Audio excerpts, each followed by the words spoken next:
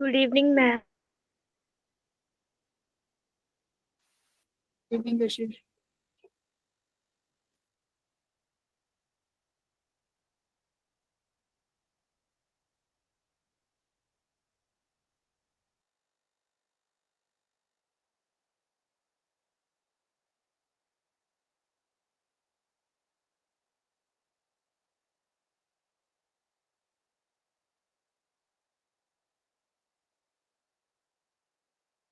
Good evening ma'am.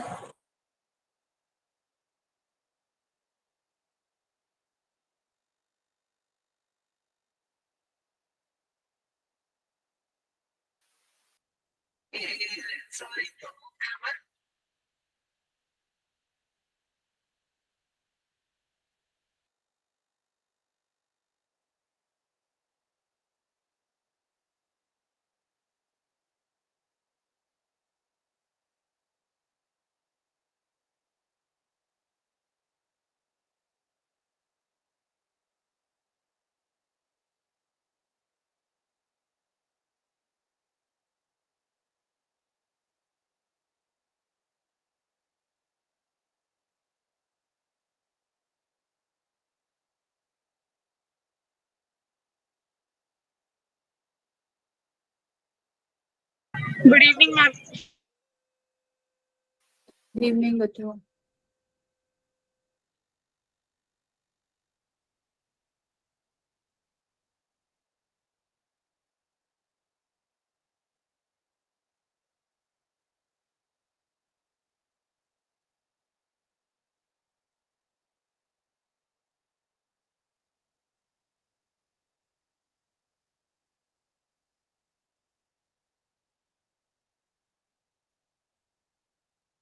तो आज पता है हम कौन सा टॉपिक शुरू करने वाले हैं?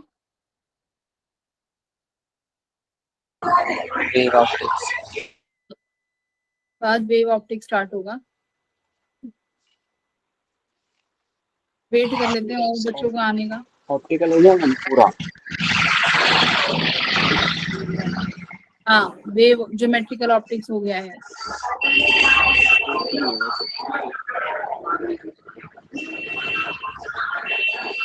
क्वेश्चन नहीं हुए थे मैम। क्या नहीं हुआ था? क्वेश्चन क्वेश्चंस हुए तो थे सारे। हाँ, बट थोड़ी डीपीपी सॉल्व करानी रह गई है ना।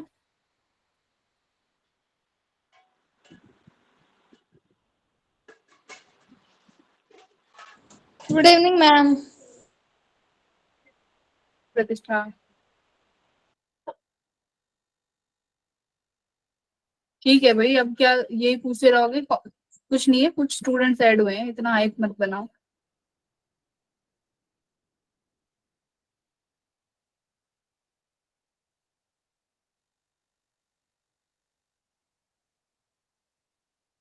Good evening ma'am. Good evening Surendra.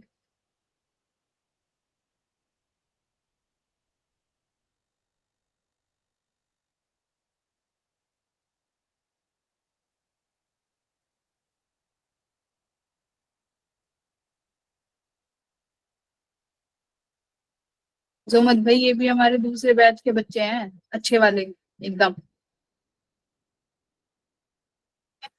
तो कुछ ही स्टूडेंट्स ऐड हुए हैं, don't worry. Good evening ma'am.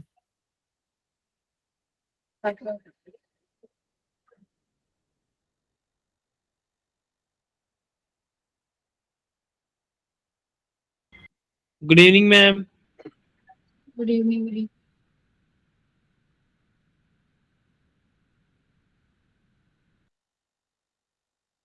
अभी भी बहुत कम बच्चे लग रहे हैं।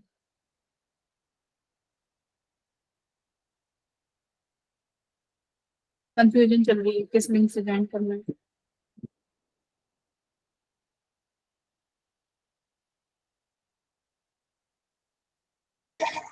मैम प्लीज को क्वेश्चन बता दीजिए जो मेरे पर।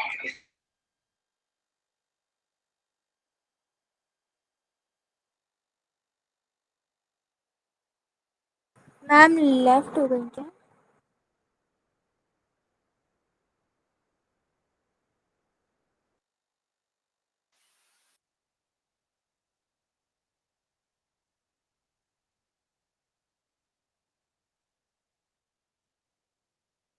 चलो ठीक है ठीक है, चलो स्टार्ट करते हैं आज का अपना टॉपिक। ठीक है, वेव ऑप्टिक्स बहुत इंटरेस्टिंग टॉपिक है, देख लेते हैं कितने मार्क्स का आता है, कितना क्या है।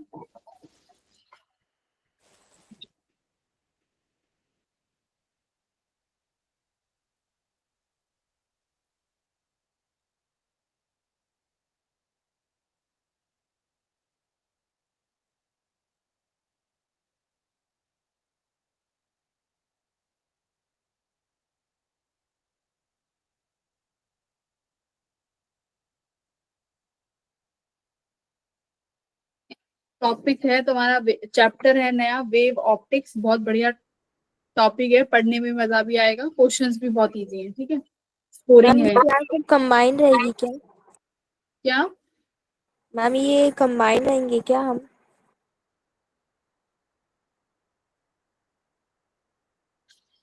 क्यों, क्या इशू आ रहा है इस चीज से?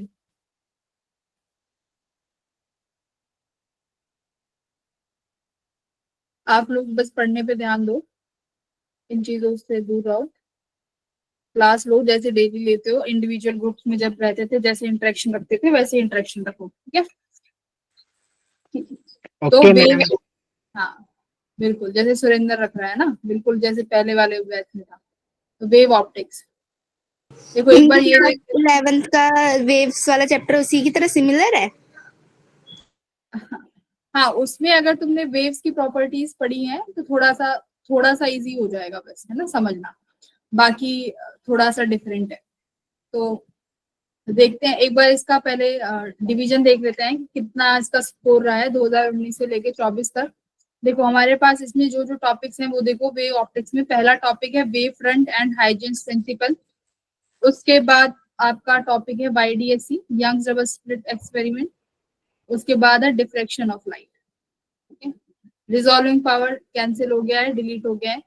उसके बाद थोड़ा सा डिफरेंस है बिटवीन इंटरफेरेंस एंड डिफ्रेक्शन। ठीक है, ये डिफ्रेक्शन ऑफ लाइट। लास्ट है पोलराइजेशन।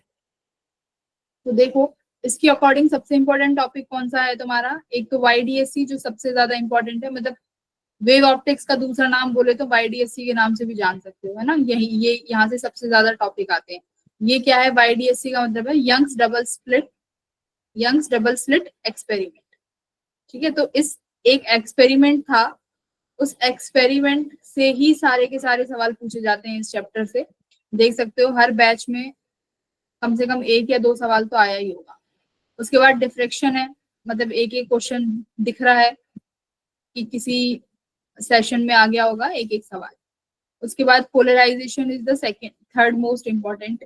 तो बस यही है, बाकी सारी थ्योरी वाले टॉपिक्स हैं तो ये इजी कवर हो जाएंगे। ठीक है, और बहुत आसान भी है। तो इसी के अकॉर्डिंग पढ़ेंगे वेव फ्रंट और हाइजेंस प्रिंसिपल। बस ये है कि इस चैप्टर का बेस बनाने के लिए थोड़ा सा इंपॉर्टेंट है, तो इसलिए पढ़ना पड़ेगा। अगर ये दोनों नहीं पढ़ोगे तो YDSC नहीं समझ आएगा, है ना। तो ये बेसिक है, तो ये इसलिए पढ़ना जरूरी है। तो क्या क्या पढ़ने वाले हैं आज? तो ये तो पूरा हो गया। आज हम लोग पढ़ेंगे सिर्फ हाइजेंस थ्योरी और इंटरफेरेंस। ठीक है, तो आज हमारा ये दो टॉपिक रहेंगे पढ़ने के लिए, ये हम बाद में okay ma'am. These two topics will be covered in today's class, hopefully. तो देखो कैसे स्टार्ट होती है। सबसे पहले अभी तक तुम जो पढ़ते आए हो वो पढ़ते आए हो रे ऑप्टिक्स, है ना। रे ऑप्टिक्स में लाइट को एक रे की तरह देखा गया था कि एक रेज निकल रही है ना, किसी ऑब्जेक्ट से रेज आ रही है, वो लाइट आपको आईज में एंटर करती है तो तभी तुम्हें कोई ऑब्जेक्ट दिखाई देता है। तो अभी तक लाइट को बस उसी तरीके से देखा गया है। फिर इलेक्ट्रोमैग्नेटिक वेव्स में तुमने थोड़ा सा लाइट के बारे में पढ़ा है ना। तो वो EM वेव्स तक कैसे पहुंचे उसी की पूरी कहानी है ये। जैसे 1600 की, इतना तुम्हें डिटेल में जाने की जरूरत नहीं है। सबसे पहला जो मॉडल आया था वो दिया था न्यूटन्स ने, है ना। तो न्यूटन्स ने सबसे पहले लाइट के बारे में क्या बताया, सुनो। न्यूटन्स ने सबसे एक पूरी कहानी है, 10-15 मिनट की, वो कहानी सुन लो। न्यूटन्स ने सबसे पहले एक थ्योरी दी जिसे हम बोलते हैं कॉर्पस्कुलर मॉडल, है ना। उन्होंने क्या बताया कि जो लाइट है उसमें एक टाइनी टाइनी पार्टिकल्स से मिलकर बनी हुई है। यानी उन्होंने बोला कि जो लाइट है वो पार्टिकल नेचर शो करती है क्योंकि उसमें छोटे छोटे पार्टिकल्स कंजिस्ट हैं। उन पार्टिकल को नाम दिया गया कॉर्पस्कुलर, है ना। और उनको बोला गया कि जो ये पार्टिकल्स हैं ये डिफरेंट शेप और डिफरेंट साइज में मिलेंगे हर लाइट में। मान लो अगर ब्लू कलर की लाइट है तो उसमें उन पार्टिकल्स का साइज अलग होगा, रेड कलर की लाइट है तो उनमें उन पार्टिकल्स का साइज और शेप अलग होगा। इस वजह से लाइट के डिफरेंट डिफरेंट कलर्स होते हैं, है ना। इस थ्योरी में इन्होंने ये बताया। और क्या क्या बताया, इन्होंने बोला कि जो ये पार्टिकल्स हैं ये मासलेस पार्टिकल्स है ना। इन थ्योरी में बताया कि these particles are the massless particle है, तो कोलिजन जो होगा इन पार्टिकल्स के बीच में ये इलास्टिक कोलिजन होगा। तो इन्होंने क्या करा कि लाइट को एक मैकेनिकल फिजिक्स के उसमें लेके चले गए कि जो फिजिक्स के कुछ फॉर्मूलाज हैं, कुछ टर्मिनोलॉजीज हैं, उसी को इन्होंने लाइट के लिए लगाया कि जैसे मासलेस पार्टिकल है तो इलास्टिक कोलिजन होगा, है ना। तो इन्होंने बताया, तो इन्होंने जब ये बताया कि भाई न्यूटन्स थे तो वो अपने आप को ऑलरेडी प्रूव कर चुके थे काफी हद तक, मैकेनिक्स के पूरे लॉज इन्होंने दिए हैं, तो काफी हद तक इनकी थ्योरी ठीक हुई। क्योंकि इन्होंने क्या क्या चीज प्रूव करी इस थ्योरी से, देखते हैं क्या क्या प्रूव कर पाए। ये रिफ्लेक्शन प्रूव कर पाए इस थ्योरी से कि अगर लाइट को तुम पार्टिकल नेचर लेके चलोगे तो इन्होंने बोला कि रिफ्लेक्शन का जो फिनोमिना है वो बिल्कुल सटीक बैठता है। क्यों? क्योंकि इन्होंने बोला कि लाइट कैसी, जो ये पार्टिकल्स हैं ये कैसा कोलिजन करेंगे, इलास्टिक कोलिजन करेंगे। तो जैसे ही इलास्टिक कोलिजन जिस एंगल पे होगा उसी से ये लाइट वापस चली जाएगी। और इसी को बोलते हैं कि एक एंगल अगर इंसिडेंट कर रहा है आई से तो एंगल आर उसी के बराबर होगा। रिफ्लेक्टेड हाँ, तो इसी थ्योरी से इन्होंने क्या प्रूव कर दिया, रिफ्लेक्शन का लॉ प्रूफ कर दिया। तो ठीक है भाई, अब तक तो ये इनकी थ्योरी सही चल रही है। अब दूसरा हमारा लॉ आता है रिफ्रैक्शन। अब रिफ्रैक्शन मीडियम में इन्होंने कैसे प्रूव किया कि भाई बेंडिंग ऑफ लाइट और नॉर्मल से बेंड करती है ना, और अगर रेयर में जा रही है तो अवे चली जाती है, तो उसका रीजन क्या था। तो उन्होंने इसका रीजन क्या बताया भाई, न्यूटन्स ने इनका रीजन बताया कि जो डेंसर मीडियम वाले जो पार्टिकल्स हैं, है ना भाई, रेयर मीडियम में अलग पार्टिकल होंगे और डेंसर मीडियम के जो पार्टिकल्स होंगे वो अलग होंगे। तो इन्होंने क्या बताया, जो डेंसर मीडियम के जो पार्टिकल्स हैं वो जो कॉर्पस्कल्स को ना बहुत स्ट्रांगली अट्रैक्ट करते हैं अपनी तरफ। जो कॉर्पस्कल्स पार्टिकल हैं लाइट के, वो as compare to rare medium में, जो डेंसर मीडियम में होगा तो उनका फोर्स जो होगा वो ज्यादा होगा। तो जो ज्यादा फोर्स से अट्रैक्ट करेंगे तो लाइट क्या होगी डेंसर मीडियम में, किसके टुवर्ड्स बेंड हो जाएगी, नॉर्मल के टुवर्ड्स बेंड हो जाएगी। मतलब अभी तक सब हाइपोथेटिकली एक स्टोरी चल रही है ना। तो इन्होंने ऐसे बोला, सबने मान लिया हाँ भाई ठीक है, होता होगा कि ज्यादा अट्रैक्शन होता होगा। कोई अभी तक इसका प्रूफ नहीं था कि अट्रैक्शन होता भी है ना, क्योंकि ये पार्टिकल्स कैसे है, मासलेस है, किसी ने देखी नहीं है, सब थ्योरीज बना रहे हैं। तो उन्होंने बोला कि ठीक है भाई, ऐसा फोर्स होता होगा जो इसको अट्रैक्ट कर रहा होगा। तो उन सबने माना कि ठीक है, रिफ्रैक्शन का जो फिनोमिना है ये भी बिल्कुल प्रूव कर दिया इन्होंने अपनी थ्योरी से। तो अब तक इनकी थ्योरी एकदम सही चल रही है कि ठीक है, अभी तक लाइट का जो नेचर है वो पार्टिकल नेचर है, और जो पार्टिकल्स का नाम दिया गया वो कॉर्पस्कुलर्स है ना। उसके बाद क्या हुआ भाई, अब कॉर्पस्कुलर्स की जो एक लिमिटेशन आई, मैम एक बार हाँ, दूसरा वाला फिर बताना। दूसरा वाला रिफ्रैक्शन वाला। Yes ma'am. देखो रिफ्रैक्शन में इन्होंने क्या बोला, इन्होंने बोला कि जो ये लाइट जिस पार्टिकल से मिलके बनी हुई है, ये पार्टिकल्स ना बहुत स्ट्रांगली अट्रैक्ट करे जाते हैं डेंसर मीडियम में, क्योंकि डेंसर मीडियम में पार्टिकल्स वैसे ही ज्यादा हैं। अब जैसे ही लाइट रेज आएगी, मतलब ये पार्टिकल्स आएंगे, तो इन पार्टिकल्स को जो इस मीडियम के पार्टिकल है वो स्ट्रांगली अट्रैक्ट करेंगे। तो स्ट्रांगली अट्रैक्ट करेंगे तो ये जो लाइट सीधी जानी चाहिए थी, ये लाइट सीधी ना जाके क्या हो जाएगी, थोड़ी सी बेंड हो जाएगी, क्योंकि फोर्स ऑफ अट्रैक्शन ज्यादा है। इन्होंने इस थ्योरी को ऐसे समझाया, है ना। ठीक है, सबने मान लिया भाई न्यूटन थे, बिल्कुल सही बता रहे होंगे, कोई दिक्कत नहीं। आगे जाके क्या हुआ, कुछ लिमिटेशन आएंगे। हाँ, ये अट्रैक्शन नॉर्मली होगी, क्या नहीं होगी, मतलब अट्रैक्शन होने की वजह से ये आपने कहा कि जो अट्रैक्शन होगा तो अट्रैक्शन की वजह से लाइट नॉर्मल की तरफ ही क्यों बेंड होगी। अरे देखो जैसे ऐसे होगी, जैसे सपोज करो ये एक तुम्हारा वो है सेपरेटिंग मीडियम है, लाइट रे आई ऐसे, लाइट रेज में अभी रेज नहीं बोलेंगे, अभी पार्टिकल्स बोलेंगे। तो ये पार्टिकल्स हैं, ठीक है। तो ये पार्टिकल्स हमें जाने चाहिए थे सीधे ऐसे, ठीक है। अगर कोई इनको फोर्स अट्रैक्ट नहीं कर रहा या कुछ भी नहीं है तो सीधा जाना चाहिए था भाई, कोई फोर्स ही नहीं है तो, है ना। बट अगर कोई फोर्स इनको अट्रैक्ट कर रहा है अपनी तरफ, मान लो ये पार्टिकल्स हैं बहुत सारे, अगर कोई फोर्स इस लाइट को अपनी तरफ अट्रैक्ट करेगा तो लाइट बेंड ही तो होगी, अट्रैक्ट करेगा। अगर रिपेल करता तो कहाँ जाती, दूर चले जाती, पार्टिकल्स दूर चले जाते ना।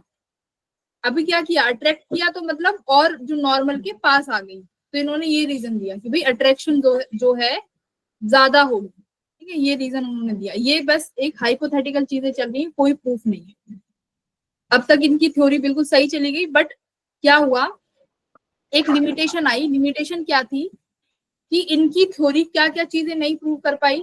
इंटरफेरेंस, अभी आगे पढ़ेंगे, इनकी थ्योरी ने इंटरफेरेंस का जो फिनोमिना है वो प्रूफ नहीं कर पाए, ये लिमिटेशन थी। दूसरा, डिफ्रैक्शन क्यों होता है भाई, ये भी नहीं प्रूफ कर पाए ये अपनी थ्योरी से। तीसरा, क्या नहीं प्रूव कर पाए अपनी थ्योरी से, पोलराइजेशन। तो जब इनकी ये चीजें नहीं प्रूव हुई, देखो इंटरफेरेंस ना बहुत समय बाद जाके पता चला था कि इंटरफेरेंस नामक कोई चीज भी होती है। अभी तक इनकी थ्योरी सही चल रही थी, कब तक, जब तक सर हाइजेंस प्रिंसिपल नहीं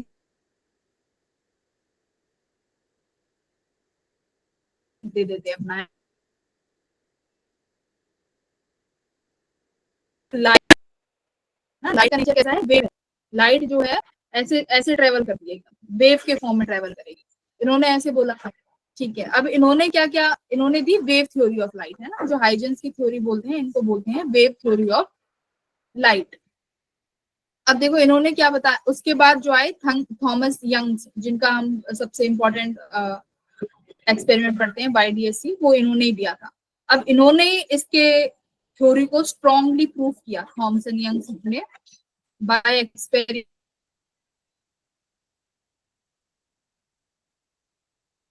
क्योंकि जो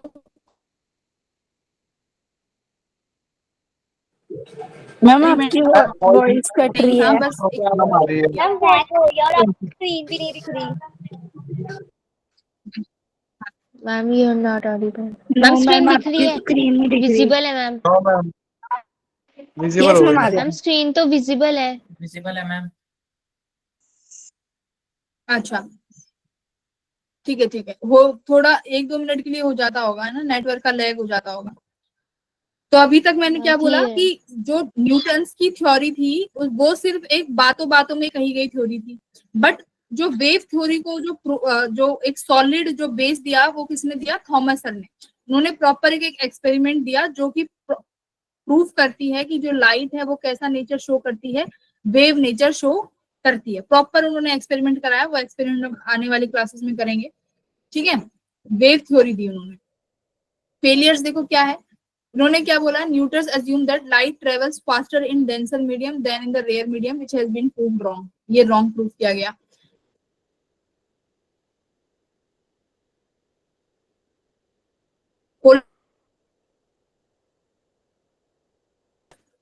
अब देखते हम दोबारा कुछ नहीं सुनाई दे रहा। दोबारा मैम दोबारा मैम, स्क्रीन चली गई। लाइट जो है, मैम स्क्रीन विजिबल नहीं है। Ma'am you are not visible. क्या हो रहा है, एक मिनट रुकना। मैम आ गई। दोबारा भी आ गया। Yes ma'am, now it's visible. ठीक है, थोड़ा सा तुम वेट कर लिया करो, स्क्रीन 1 सेकंड के लिए लैग होती होगी, आ जाया करेगी, ठीक है। अगर थोड़ी टाइम तक नहीं आती है तो फिर एकदम से बोलना कि मैम नहीं आ रही है, नहीं आ रही है ना। 1 सेकंड मैं भी क्लास ज्वाइन कर लेती हूँ, मुझे दिक्कत मैम नहीं बट है। आपकी वॉइस भी कट हो जाती है। 1 सेकंड रुको, मैं खुद ज्वाइन कर रही हूँ अपने मोबाइल से।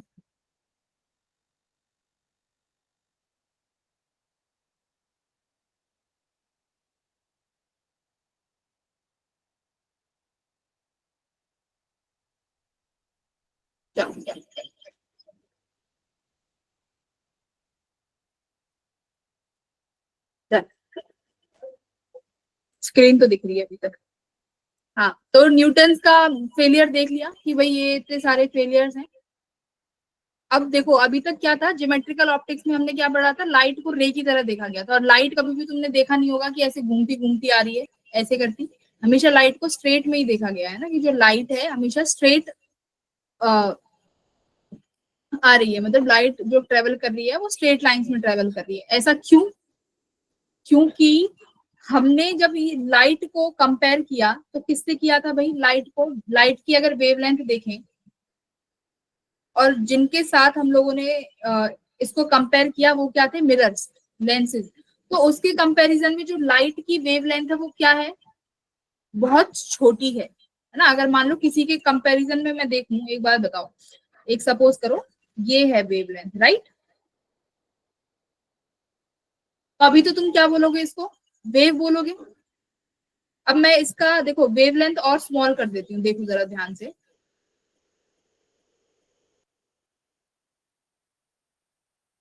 वेवलेंथ और स्मॉल कर दिया। अब और स्मॉल कर देते हैं तो ये कैसा दिखने लग जाएगा? As a straight line. अगर मैं वेवलेंथ Yes, कम ma'am. करती चली जाऊं तो ये जो वेव्स हैं ये मुझे कैसे दिखने लगेंगी? स्ट्रेट। अगर तुम बिल्कुल छोटा पोर्शन देखो, अगर ये सिर्फ इतना इतना पोर्शन देखो तो ये कैसी दिखने लगेगी? स्ट्रेट लाइन दिखने लगेगी। तो अगर मैं कंपैरिजन कर रही हूँ तो जो लाइट की वेवलेंथ है वो इतनी छोटी है as compare to those object जिनके साथ हम लोगों ने ये एक्सपेरिमेंट्स करे थे या जिनके साथ हम लोगों ने रे नेचर इसका डिस्कस किया था, उनके कंपैरिजन में इसकी वेवलेंथ छोटी थी। तो वहां पे हमने माना कि हाँ लाइट जो है स्ट्रेट लाइन में ट्रेवल करती है। बट यहाँ पर इन्होंने क्या बोला? जब हम लोग इसका कैसा नेचर पढ़ेंगे, वेव नेचर पढ़ेंगे, वहां पर जो साइज, जो ऑब्स्टिकल का जो साइज होगा ना वो वेवलेंथ के कंपेरेबल होगा। जैसे कि डिफ्रैक्शन में पढ़ेंगे, है ना। डिफ्रैक्शन में जब पढ़ोगे तो वहां पर क्या लेके चलेंगे? जिन ऑब्जेक्ट्स के साथ तुम डील करोगे उन ऑब्जेक्ट्स का जो वेवलेंथ होगा, जो साइज होगा, वो क्या होगा? लाइट की वेवलेंथ के कंपेरेबल में होगा, है ना। कंपेयर कर सकते हो, मतलब ज्यादा ये नहीं है कि जो ऑब्जेक्ट है उनका जो वेवलेंथ है वो बहुत बड़ा है और उसका लाइट का छोटा है, नहीं, ऐसे ही नहीं देखेंगे। तो इसलिए यहाँ पर हम बोलेंगे कि जो लाइट है स्ट्रेट लाइन में फॉलो नहीं करेगी। कैसे फॉलो करेगी? वेव्स में। वेव्स में। वो अभी जब डिफ्रैक्शन में पढ़ोगे ना वहां पर बहुत अच्छे से समझ में आएगा कि ये चीज क्यों कही गई है। अभी बस ये पढ़ो कि साइज जो है कंपेरेबल है दोनों के बीच में, है ना। डिफ्रैक्शन में बहुत मैम, बढ़िया से समझ आएगा। हाँ, मिरर एंड जो लेंस होगा उनकी भी वेवलेंथ होगी खुद की। हाँ, वेवलेंथ तो सबकी होगी ना। हर पार्टिकल की एक वेवलेंथ होती है, सबकी एक वेवलेंथ होती है। ओके। हाँ, मैम पार्टिकल मोशन में हो तब उसकी वेवलेंथ होगी, अगर स्टेशनरी हो तब उसकी वेवलेंथ कैसे होगी? क्या कह रहे हो? अगर पार्टिकल, हाँ अगर भाई अगर मोशन में है तो जो, हाँ तो वेवलेंथ होगी, राइट। तो अभी हाइजेंस प्रिंसिपल में क्या क्या पढ़ना है? वेव फ्रंट, हाइजेंस प्रिंसिपल, और इन्होंने क्या क्या प्रूफ किए हैं और इनकी लिमिटेशन। डॉपलर इफेक्ट कट चुका है, ये मैंने इसलिए लिखे हुए हैं कि मैं तुम्हें अगर लिख के काटूंगी तो तुम्हें ज्यादा समझ में आएगा। तो डॉपलर इफेक्ट डिलीटेड है, नहीं पढ़ना। अब वेव फ्रंट समझो। अब हाइजेंस प्रिंसिपल सबसे इंपॉर्टेंट टॉपिक है, ध्यान से समझना। वेव फ्रंट क्या होता है? तो वेव फ्रंट देखो क्या होगा। अगर जैसे पानी की बात करूं, रिपल्स की बात करूं, जैसे जब पानी में तुम एक स्टोन ड्रॉप करते हो, स्टोन ड्रॉप किया है ना, तो तुम देखोगे कि जो ये पानी का देखो, ये जो वेव्स हैं ये ट्रेवल कर रही है ना, वेव्स ट्रेवल कर रही है। यस अब मैम। वेव, हाँ तो वेव फ्रंट क्या होगा? देखो मान लो ये प्राइमरी सोर्स है ना, ये प्राइमरी सोर्स है जहां से वेव ट्रेवल कर रही है। तुमने वो पत्थर गिरा, यहाँ ये प्राइमरी सोर्स है जहां से वेव्स प्रोड्यूस हुई, ठीक है, ये वेव्स प्रोड्यूस होंगी। तो अब मान लो मैं बोल रही हूँ कि तुम्हारी जो वेव की स्पीड है बच्चों, मैं बोल रही हूँ कितनी है? v है। मान लो जो स्पीड ट्रेवल कर रही है वो v वेलोसिटी से ट्रेवल कर रही है। वेव्स वेव्स ट्रेवल कर रही है, स्पीड ऑफ वेव्स मैं मान रही हूँ v है, ठीक है। अब मैं बोल रही हूँ कि एट टाइम t, अब टाइम t पे चलो, कहां से चलना है? यहां से। तो कितना डिस्टेंस कवर किया होगा तुम्हारी वेव्स ने? vt, बोलो यस हाँ मैम। कि ना? vt ट्रेवल किया होगा। तो मैं अब कह रही हूँ कि हमारी वेव्स जो है vt ट्रेवल डिस्टेंस करके गई हैं। मान लो ये अब यहाँ से ये जितनी भी ये वेव्स ट्रेवल कर रही हैं, देखो ये जो मैं ये लाइंस बना रही हूँ, दीज आर द वेव्स, है ना, ये वेव्स ट्रेवल करके गई हैं ऐसे, ठीक है। तो मैंने हर एक वेव का डिस्टेंस और टाइम लिया और मैंने बोला कि ये सबका जो डिस्टेंस है भाई ये बीटी है। अब मैंने क्या किया, इन सारे पॉइंट्स को ज्वाइन कर दिया। भाई ये जितने भी पॉइंट्स हैं, जितनी भी वेव्स निकल के जा रही हैं, मैंने इन सबके पॉइंट्स को ज्वाइन कर दिया। जैसे यहाँ पे ये स्क्रीन में दिख रहा है गोल्डन से, इससे ये ज्वाइन कर दिया। अब क्या बोला गया कि जब तुम एक पर्टिकुलर डिस्टेंस पर जाके सभी पॉइंट्स को कलेक्ट करोगे तो वो जो पॉइंट्स होंगे ना, वो सारे पॉइंट्स किस फेस में वाइब्रेट कर रहे होंगे, सभी पॉइंट फेस में वाइब्रेट कर रहे होंगे। मतलब जो अभी ये लाइन ड्रॉ करी गई है, स्फेरिकली जो लाइन ड्रॉ करी गई है सर्कल में, ये सारे पार्टिकल्स, अगर यहाँ पर तुम पार्टिकल्स को देखोगे, मान लो भाई यहाँ पे पानी है, पार्टिकल क्या है, वाटर ही तो है। यहाँ पर जो भी पार्टिकल होगा वो सब पार्टिकल्स किस में ट्रेवल कर रहे होंगे, सेम फेस में ट्रेवल कर रहे होंगे, जिसे बोला गया है, देखो, locus of point which oscillate और वाइब्रेट भी बोल सकते हो in same face is called wave front, है ना। तो इनका लोकस क्या हो गया, इन सबका सेंटर हो गया ना, कि जहां से वेव फ्रंट, जहां से वेव्स ओरिजिनेट हो रही है ना। तो अगर इस लोकस के चारों तरफ तुम्हें एक ऐसा एरिया देखना है, एक ऐसा मैं बोलूं सरफेस देखना है जहां पर सभी पार्टिकल्स सेम फेस में या सेम फेस में ऑसिलेट कर रहे हो या वाइब्रेट कर रहे हो, तो उस सरफेस को हम क्या बोलेंगे, वेव फ्रंट। क्या बोलेंगे, फ्रंट, वेव फ्रंट। ये जो सरफेस है ना, ये सरफेस, इसको वेव फ्रंट बोला गया है। मतलब वेव फ्रंट होने का सबसे एक मेन वही है फंडा कि भाई मान लो ये फ्रंट, तुम बोल रहे हो कि मैम ये वेव फ्रंट है, ये भी वेव फ्रंट है, ये भी वेव फ्रंट है, तो यहाँ पर जितने भी पार्टिकल्स होंगे ना, तो सभी सेम फेस में ऑसिलेट कर रहे होंगे। अब देखो पानी में तुम क्या करते हो, कभी भी जैसे पानी में ये डाल दो, पत्थर डाल दो और उस पे ना कभी भी कोई कागज रख देना या नाव रख देना, तो तुम देखोगे वो नाव ना ऊपर नीचे ऑसिलेट होती रहेगी। और तुम एक जगह की जगह दूसरी जगह भी रखोगे ना, उसका जो ऑसिलेशन या वाइब्रेशन का जो फेस रहेगा दोनों का सेम रहेगा। ऐसा नहीं है कि एक नीचे जा रही है और एक ऊपर जा रही है, नहीं, ऐसा नहीं रहेगा। दोनों साथ में ऊपर आएंगी, दोनों साथ में नीचे जाएंगी। तो सेम फेस होने का मतलब यही है कि दो पॉइंट्स हैं। अगर मान लो तुमने यहाँ पर एक नाव रख दी, मैं बोल रही हूँ यहाँ पर तुमने कोई भी देखना चाहते हैं ना कि भाई फेस सेम है या नहीं, तो मैं बोल रही हूँ यहाँ पर एक कागज की बोट रख दो, यहाँ पे भी एक कागज की बोट रख दो सेम वेव फ्रंट पे, तो तुम देखोगे कि दोनों बोट साथ में नीचे जाएंगी, साथ में ऊपर जाएंगी, साथ में नीचे, साथ में ऊपर। That means they are in the same phase. इसका मतलब ये किस में है, सेम फेस में है, और तभी इनको बोला गया है वेव फ्रंट। अब एक टर्म आएगी वेवलेट ना, एक टर्म आएगी यहाँ पे वेवलेट्स। तो ये वेवलेट क्या है, कुछ नहीं है बच्चों, जो ये एनर्जी ट्रांसफर कर रही है ना यहाँ से यहाँ। पानी, अब भाई पानी में तुम जब स्टोन डालते हो तो सिर्फ वहीं पे वो एनर्जी नहीं रहती, एनर्जी कहाँ जाती है, पूरे दूर दूर तक ट्रेवल कर रही है। तो जो ये एनर्जी ट्रेवल कर रही है ना, इसी को क्या बोला गया है, वेवलेट्स बोला गया है। अब देखो क्या बोला गया है, लाइट की टर्म्स में बोले तो अब ऐसे लाइट भी हो सकती है, जैसे तुम्हारा बल्ब ले लो, ये तो मैंने तुम्हें समझाया पानी से। अब तुम बल्ब भी ले सकते हो, जैसे मान लो तुम्हारे घर में बल्ब है, अब बल्ब को जैसे ही ओपन करोगे तो क्या निकलेंगे भाई, यहाँ से पूरे में से लाइट निकलेगी ना। लाइट कैसे निकलेगी, पूरे में फैलेगी। तो अब एक पर्टिकुलर डिस्टेंस पे जाके तुम उसमें क्या कर सकते हो, एक स्फेरिकल सरफेस बना सकते हो। अब उस स्फेरिकल सरफेस में सबकी रेडियस का क्या रहेंगी, सारे पार्टिकल्स की सेम रहेंगी, तो सारे पार्टिकल्स जो होंगे वहां पर भी सेम फेस में होंगे। ठीक है, इतना समझ में आया, वेव फ्रंट का समझ आया logic? Yes ma'am. Yes ma'am. अब आगे बढ़ो, अब आगे बढ़ो, क्या कह रहा है ये सेकंड पॉइंट देखो, लाइट रेज ऑलवेज, हाँ रोहित बोलो।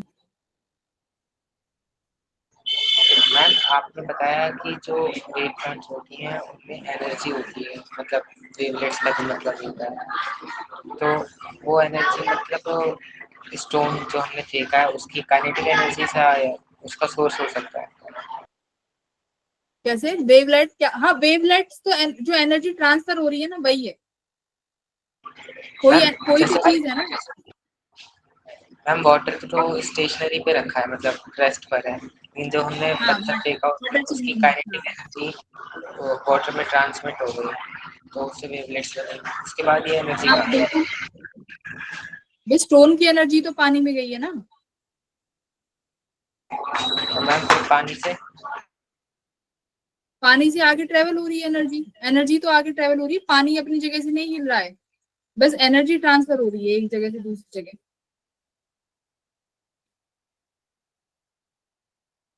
अब सेकंड देखो क्या कह रहा है कि जो लाइट रेज हैं वो हमेशा ट्रेवल करेंगी perpendicular to the direction of wave front. इसका मतलब क्या है, वेव, अब तुमने वेव फ्रंट बनाया ऐसे स्फेरिकल, ऐसे स्फेरिकल वेव फ्रंट बनाया। अब ये क्या कह रही है कि जो लाइट रेज ट्रेवल करेंगी हमेशा तुम्हारे वेव फ्रंट के परपेंडिकुलर करेंगी। तो देखो ये हमेशा परपेंडिकुलर का डिस्टेंस बनाएगा, यहाँ से ये लाइट रेज ट्रेवल करेंगी तो ये कितने का एंगल बना रहा है, हमेशा परपेंडिकुलर, यानी 90 डिग्री होंगी। तो ये वेव फ्रंट हो गया, और जो ये तुम्हारी लाइट रेज ट्रेवल करेंगी ये हमेशा इसके परपेंडिकुलर करेंगी। तो ये इसका फर्स्ट पॉइंट था हाइजेंस की थ्योरी का, और ये इसका सेकंड पॉइंट था। ठीक है, फर्स्ट पॉइंट और सेकंड पॉइंट क्लियर है।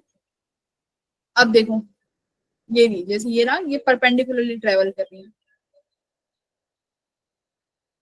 अब वेव फ्रंट क्या बोला गया है, the speed with which wave front moves outwards from the source is called the speed of wave. अब ये वेव फ्रंट भी तो ट्रेवल करेगा, वेव फ्रंट भी तो वेरी करेगा। जैसे मान लो अभी तुमने यहाँ पे जैसे स्टोन हमने ड्रॉप किया था, तो पहले देखो यहाँ पे था वेव फ्रंट जो क्रिएट हो रहा था, देखो पहला वेव फ्रंट कहाँ क्रिएट हुआ, यहाँ, फिर ये वेव फ्रंट कहाँ पहुंच गया, यहाँ, है ना, फिर कहाँ पहुंच गया, यहाँ। तो ये भी वेव फ्रंट भी क्या कर रहा है, देखो आगे ट्रेवल कर रहा है, और इसी को क्या बोला गया है कि जिस स्पीड से तुम्हारा वेव फ्रंट आगे की तरफ मूव करेगा तुम उसी को स्पीड ऑफ वेव बोल सकते हो। एक्चुअली में ये वेव फ्रंट क्या है, ये स्पीड ही तो है, वेव ही तो ट्रेवल कर रही है, और उस वेव के पॉइंट्स को कनेक्ट कर देते हैं तो बोल देते हैं कि वो सेम फेस में है, और उसी को नाम दे दिया वेव फ्रंट उस सरफेस पे। अब वेव फ्रंट भी देखो कई तरीके के होते हैं, तो तुम्हारे सिलेबस में 3 तरीके के वेव फ्रंट है। एक तो स्फेरिकल वेव फ्रंट है, दूसरा तुम्हारे में सिलेंड्रिकल है,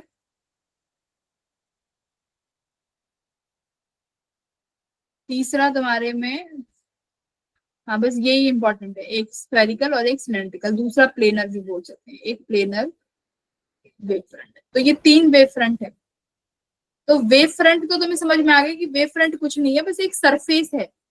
एक पॉइंट्स को अगर मैं कलेक्ट कर दूं, उन सारे पॉइंट्स को मिला दूं, और वो सारे पॉइंट्स अगर सेम डायरेक्शन, सेम मतलब उस जगह के सारे पार्टिकल्स अगर सेम वाइब्रेशंस में है तो उनको अगर मैं मिला दूं तो वो मुझे एक सरफेस दे देगा। उसी सरफेस का नाम वेव फ्रंट बोला गया है और कुछ नहीं है। तो वो सरफेस कौन कौन सी शेप के हो सकते हैं, है ना, एक तो स्फेरिकल शेप हो सकती है उस सरफेस की, एक सिलेंड्रिकल हो सकती है, तीसरी प्लेनर हो सकती है। अब स्फेरिकल किस केस में हो सकती है, देखो पॉइंट सोर्स में, है ना, कि अगर मैं बोल दूं कि ये पॉइंट सोर्स है, ये इमिट कर रही है अपनी एनर्जी को इन ऑल डायरेक्शंस, तो तुम्हें एक पर्टिकुलरली ये लोकस हो गया of all points which are vibrating with the same vibration. तो ये हो गया तुम्हारा फर्स्ट वेव फ्रंट जो कि स्फेरिकल होगा। ठीक है, स्फेरिकल होगा। अच्छा सिलेंड्रिकल किस केस में हो सकता है बताना जरा, सिलेंड्रिकल वेव फ्रंट हम पिन के केस में, किसके में, हम कोई पिन वगैरह हो जैसे, मैम कोई लकड़ी फेंके तो। हाँ मतलब हद तक सही बोल रहे हो, मतलब अगर कोई एनर्जीज अगर लीनियरली फॉर्म कर रही है ना, लीनियरली ट्रेवल कर रही है, तब उस केस में हम कैसा वेव फॉर्म बनाएंगे, ये तो प्लेन नहीं है, ये सिलेंड्रिकल।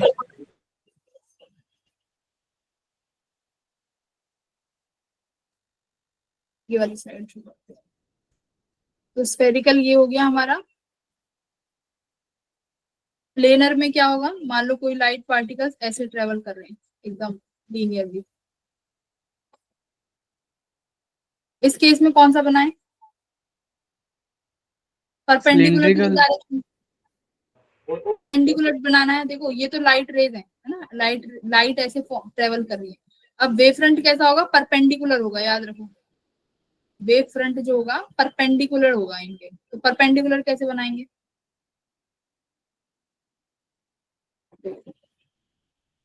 परपेंडिकुलर,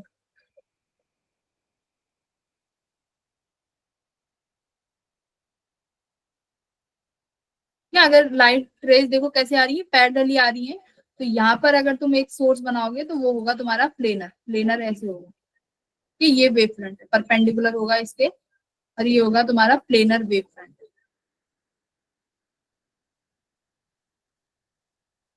लाइट कैसी है, पैरेलली ट्रेवल करती है, पैरेलली।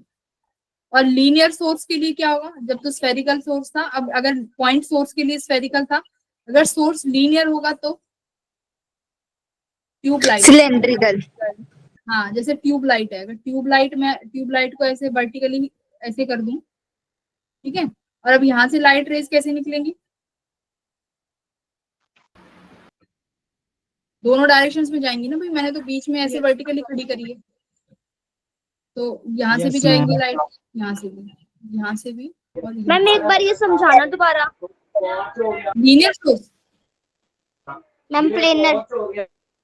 देखो प्लेनर में क्या है, लाइट रेज जो है पैरेलली आ रही है, ठीक है, कोई एक ऐसा सोर्स है जो हो सकता है बहुत दूर है, और वहां से जो लाइट रेज है वो पैरेलली ट्रेवल कर रही है ना, तो पैरेलल ट्रेवल कर रही है। अब हम मुझे बनाना है कि वहां पर कौन से ऐसे लोकस होंगे, कौन से पॉइंट ऐसे होंगे जो सेम वाइब्रेशंस पे होंगे, तो वो परपेंडिकुलर होंगे, हमें इतना पता है। तो परपेंडिकुलर इसमें मैं क्या बना सकती हूँ, एक ऐसे प्लेन ही तो बना सकती हूँ, तो ये मैंने एक प्लेन बना लिया,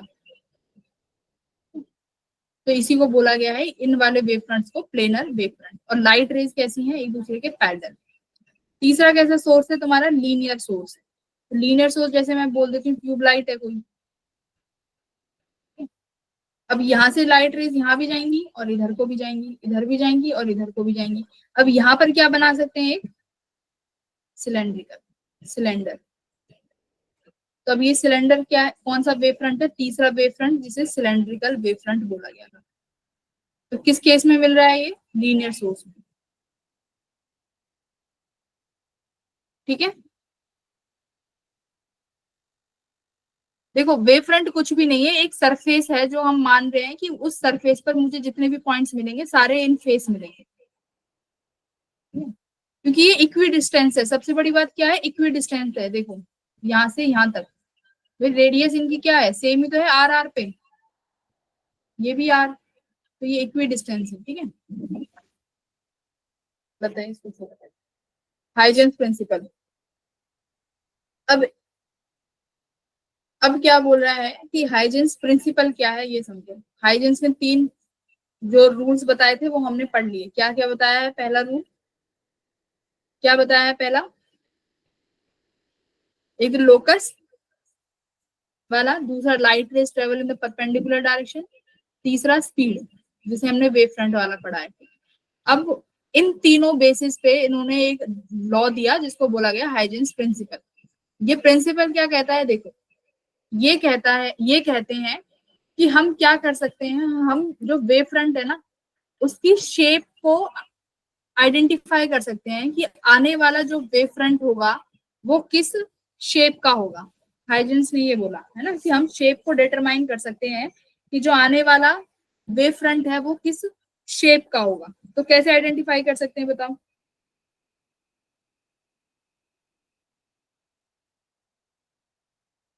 इसके लिए बात आती है सेकेंडरी वेवलेट। तो पहले समझेंगे कि सेकेंडरी वेवलेट्स क्या है ना। तो सेकेंडरी वेवलेट क्या है, मैं इसकी एक पॉइंट एक अलग से स्लाइड ऐड कर लेती हूँ।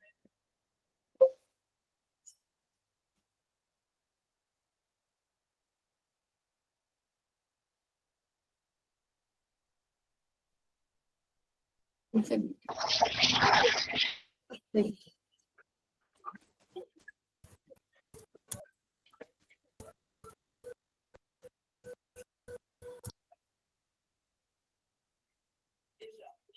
अब यहाँ पे बात आती है सेकेंडरी वेवलेट। अभी तो हमने वेव फ्रंट पढ़ लिया, अब देखो सेकेंडरी वेव फ्रंट्स क्या होते हैं या वेवलेट्स।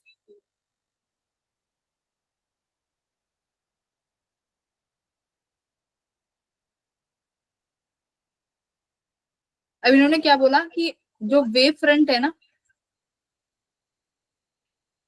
इसके जो हर पॉइंट है ये कैसे काम करेंगे, सोर्स ऑफ सेकेंडरी डिस्टरबेंस।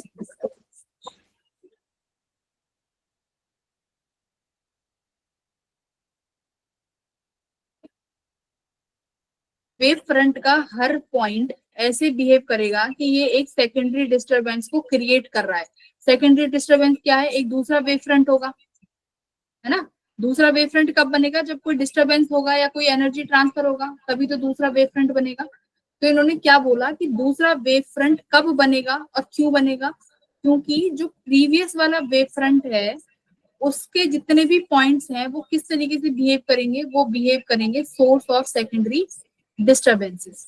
ठीक है, तो ये सोर्स ऑफ सेकेंडरी डिस्टरबेंस होंगे। तो हमें यहाँ से क्या मिलेगा? दूसरा वेव फ्रंट मिलेगा, जिसे हम क्या बोलते हैं? Secondary wave. Ma'am voice cut गई आपकी बीच में। हाँ, तो मैंने क्या समझाया कि वेव फ्रंट का हर पॉइंट, तो मैंने यही समझाया, वेव फ्रंट का हर पॉइंट एक न्यू डिस्टरबेंस के लिए एक्ट की तरह एक्ट करेगा। जो नई डिस्टरबेंस क्रिएट होगी वो क्यों होगी? क्योंकि जो वेव फ्रंट पे मौजूदा जितने भी पॉइंट हैं वो सेकेंडरी डिस्टरबेंस की तरह एक्ट करेंगे। दूसरा इन्होंने क्या बोला? The new wave front at any time is obtained by taking forward envelope. ये मैं भी समझाऊंगी कि ये क्या कह रहे हैं। ऑल द सेकेंडरी वेवलेंथ, अभी इसको बोलो, मैं अभी इसको समझा। सेकेंड पॉइंट समझो यहाँ पे। सेकेंड पॉइंट पे इन्होंने क्या बोला कि हम सेकेंडरी डिस्टरबेंसेस की वजह से जो वेव फ्रंट प्रोड्यूस होगा ना, हम वो उसकी शेप आइडेंटिफाई कर सकते हैं। इन्होंने बोला ऐसे उसकी शेप को आइडेंटिफाई किया जा सकता है। कैसे किया जा सकता है? इन्होंने क्या मेथड बताया? देखो, इन्होंने एक मेथड बताया। मान लो, मैं भी मान के चल रही हूँ कि मैंने यहाँ पर एक वेव फ्रंट लिया, ठीक है, ये मेरा पहला वेव फ्रंट है। इस वेव फ्रंट पे पॉइंट्स है, मैं मान लेती हूँ ये पॉइंट्स, ये पॉइंट है। अब ये सारे पॉइंट किसकी तरह एक्ट कर रहे हैं? सेकेंडरी डिस्टरबेंस का एक सोर्स है। अब क्या करो, मैं मान ले रही हूँ कि ये जो वेव है ये ट्रेवल कर रही है विद वेलोसिटी v, और मुझे किसी t टाइम के बाद देखना है कि ये कितना डिस्टेंस चली। मैंने माना कि ये vt डिस्टेंस चली, तो तुम्हें क्या लेना है? vt को रेडियस लेके, और इस लोकस जो ये वेव फ्रंट का पॉइंट है इसको मान लो सेंटर, और एक आर्क खींच दो। ऐसे ही दूसरे पॉइंट को रेडियस बनाओ पहले vt, और इस वेव फ्रंट के पॉइंट को उस सर्कल का सेंटर मान के एक आर्क बना दो। फिर इसको एक सेंटर मानो इस पॉइंट को, और फिर रेडियस बनाओ उतने डिस्टेंस की, कितना? जिस डिस्टेंस को ये कवर कर चुकी है t टाइम में। फिर एक आर्क खींच दो, ठीक है। अब इन आर्क को एक टेंजेंट से ऐड कर दो। ये टेंजेंट है ना, एक टेंजेंट खींच दो,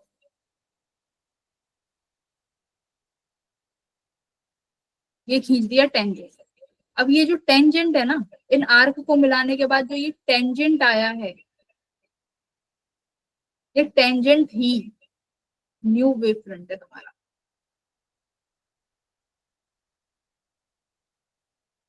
न्यू वेव फ्रंट को कैसे आइडेंटिफाई कर सकते हैं? कि किसी टी टाइम पर वो जो उस वेव फ्रंट का जो पॉइंट है वो वेवलेट कितना आगे ट्रेवल करा होगा, बीटी डिस्टेंस किया होगा, वहां पर एक आर्क बनाओ और उन सारी आर्क को एक टेंजेंट से ज्वाइन कर। निकल क्या है? वो कौन सा फ्रंट होगा? न्यू वेव फ्रंट होगा। तो ये इन्होंने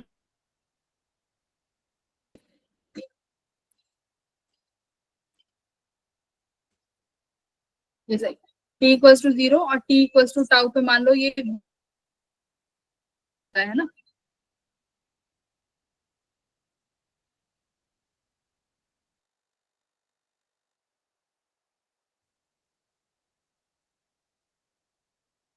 यहाँ पे तुमने जोड़ दिया, ये जोड़ दिया, ठीक है। अब देखो, इन्होंने बोला कि ये पॉइंट पीछे नहीं जा सकता क्योंकि energy never travel in a back, से दिखाया है डॉट डॉट से, क्योंकि हमेशा जो एनर्जी है वो आगे ट्रेवल करेगी, ना कि इन द बैकवर्ड। तो इसलिए हमेशा फॉरवर्ड वाला लेना है, बैकवर्ड वाला नहीं लेंगे। तो जो न्यू वेव फ्रंट आया है वो कैसा है? यहाँ पे स्फेरिकल आया है। बोलो, क्लियर है इतना?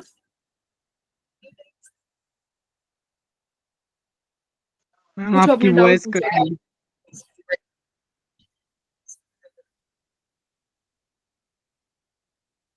एक वॉइस तो नहीं कट रही। अच्छा, कहाँ से मिस हुआ पूछो।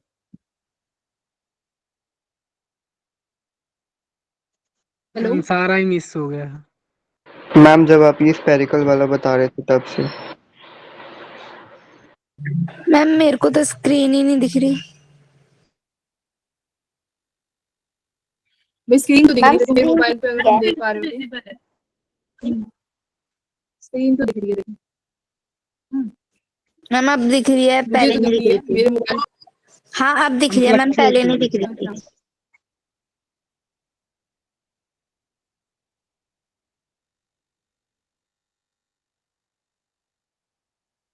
ऐसे तो बड़ी दिक्कत हो जाएगी तुम लोगों को। ठीक है, तो एक बात बताओ, यहाँ तक समझ में आया? ये जो मैंने अभी इस पॉइंट को समझाया था यहाँ पे, ये सेकंड पॉइंट किसी को भी नहीं दिख रहा? Yes sorry. मैम। भाई प्रतिष्ठा का तो आ रही है वॉइस। मैम मुझे भी आ रही है। बीच में ब्रेक हो जाती है। मुझे भी आ रही है।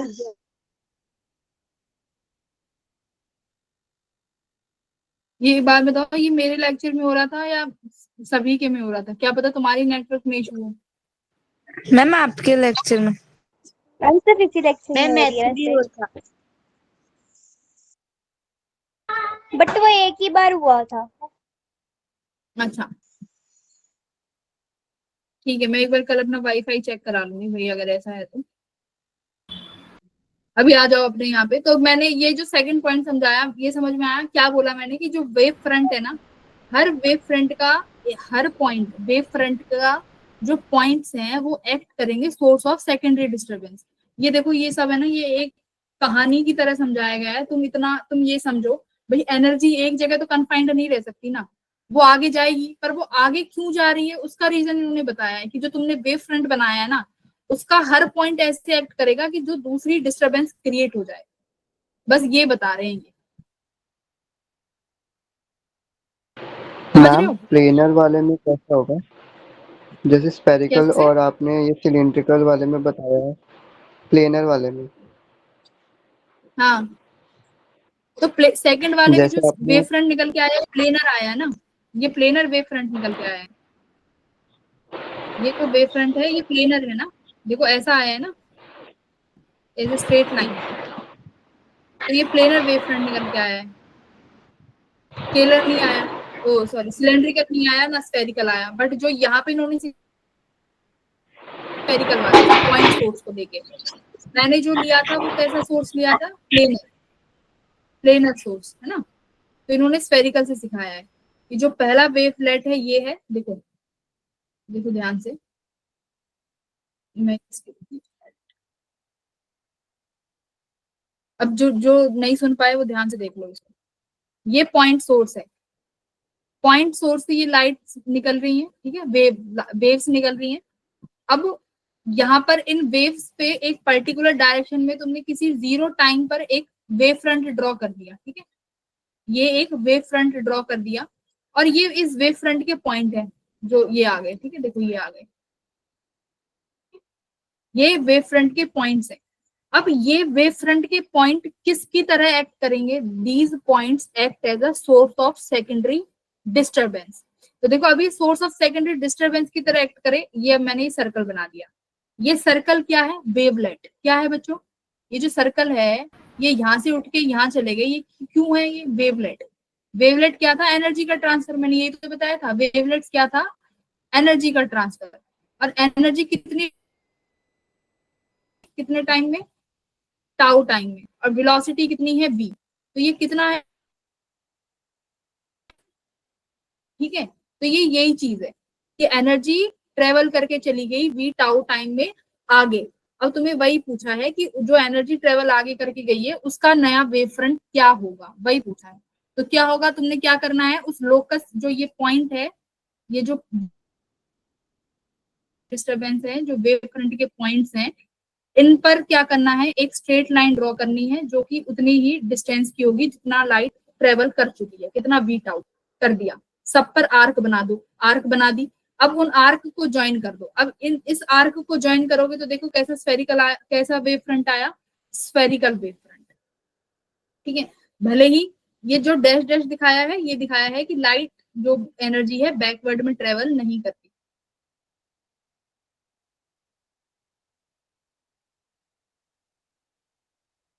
बस इतनी ये थ्योरी है, ये सब बस वही है। एनर्जी भाई आगे चलेगी, क्यों चलेगी उन्होंने बोला, क्योंकि भाई जो वेव फ्रंट है वो सेकेंडरी सोर्स का डिस्टरबेंस है, बस। ठीक है, ये रहा, तो ये तुम्हारा नया spherical wave ma'am front sphere बड़ा होता इतना जाएगा ना?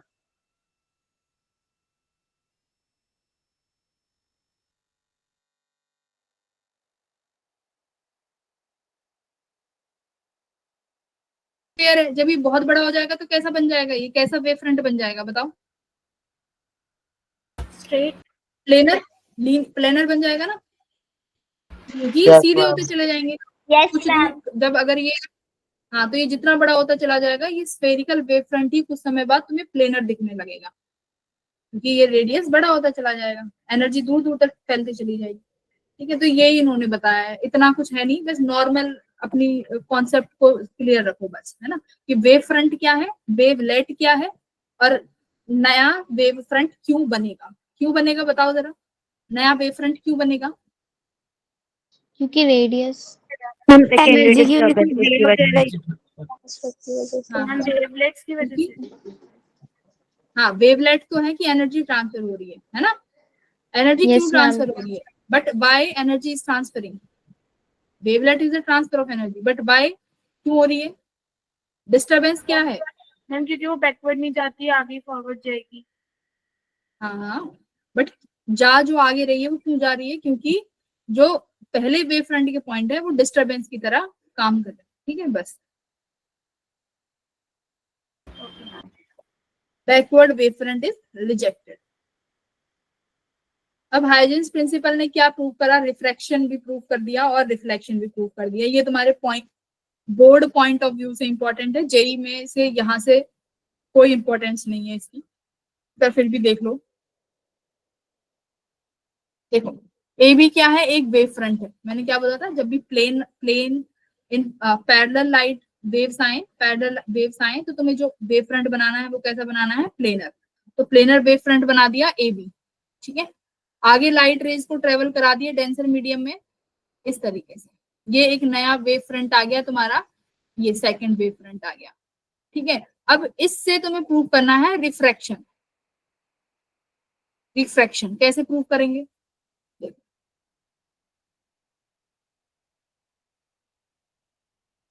ट्राइंगल उठा लो, सारा थ्योरी का ये तुम्हारे बोर्ड्स के पॉइंट ऑफ व्यू से है, बस प्रूफ किया गया है क्या, वो रिफ्रैक्शन यानी स्नेल्स लॉ पढ़ चुके हो ज्योमेट्रिकल ऑप्टिक्स में। इन्होंने हाइजेंस प्रिंसिपल से स्नेल्स लॉ को प्रूव कर दिया, तो इसका मतलब Huygens principle proved, refraction second, reflection भी प्रूव कर दिया। तीसरा वेव नेचर था तो इसने इंटरफेरेंस भी प्रूव कर दिया, वो अभी देखेंगे थोड़ी देर में। चौथा और क्या था, डिफ्रैक्शन, वो भी प्रूव कर दिया। पर लिमिटेशन क्या आएगी बच्चों, लिमिटेशन ये अभी इसका प्रूफ मत देखना, अभी कोई काम का नहीं है। पोलराइजेशन नहीं प्रूव कर पाया, क्यों बताओ, क्यों नहीं कर पाया पोलराइजेशन? क्योंकि पोलराइजेशन को प्रूव करने के लिए लाइट का जो नेचर होना चाहिए वो होना चाहिए इलेक्ट्रोमैग्नेटिक, ईएम वाला। ठीक है, अभी जैसे ईएम वेव्स में पढ़ा था ना कि लाइट कैसा नेचर शो करती है, लाइट कैसी वेव है, इलेक्ट्रोमैग्नेटिक। इलेक्ट्रोमैग्नेटिक। तो जो पोलराइजेशन वाला जो लाइट का नेचर है वो ईएम वेव से हम प्रूव कर सकते हैं, बट हाइजेंस ने माना कि ये कैसी, ये तो वेव नेचर है, तो ये पोलराइजेशन को प्रूव नहीं कर पाई। तो पोलराइजेशन को प्रूव करने के लिए हम मानेंगे कि लाइट जो है ईएम वेव है, यानी इलेक्ट्रिक और मैग्नेटिक वेक्टर से मिलके बनी है, तब जाके पोलराइजेशन प्रूव होता है। ठीक है, तो देख लो एक ही लाइट के कितने कितने नेचर है ना, ये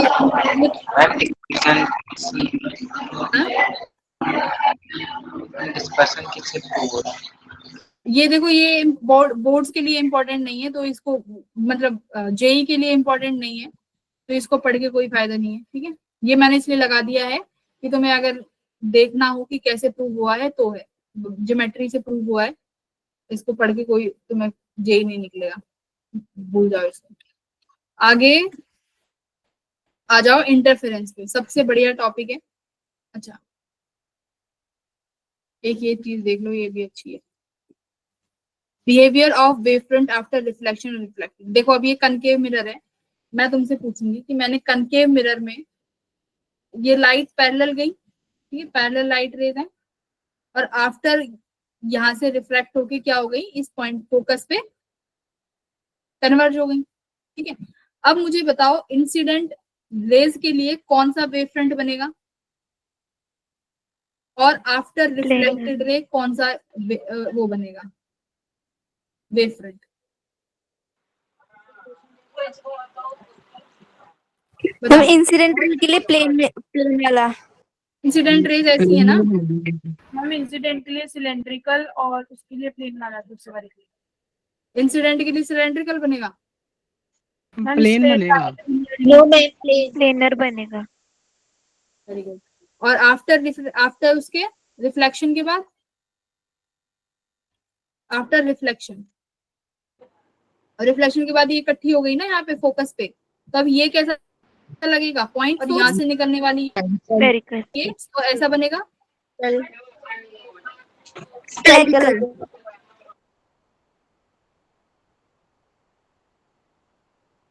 ऐसे बनेंगी। हाँ,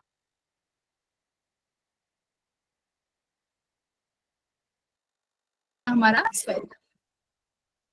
तो ए बी वाला तुम्हारा इंसिडेंट है, सी डी तुम्हारा रिफ्लेक्टेड है। कन्वेक्स के लिए बताओ जरा, अब बताओ ये इसके लिए कौन सा बनाए,